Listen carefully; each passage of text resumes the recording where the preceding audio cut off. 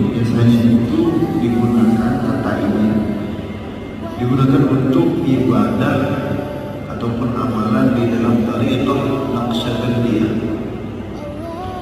Tariqah Naqsyabandiyah suatu tariqah yang dipatenkan oleh Syekh Bahabuddin An-Naqsyabandi, diambil dari bukunya secara bersama bersambung, secara talaqi langsung hingga sampai kepada Sayyidina Abu Bakar Siddiq radhiyallahu anhu.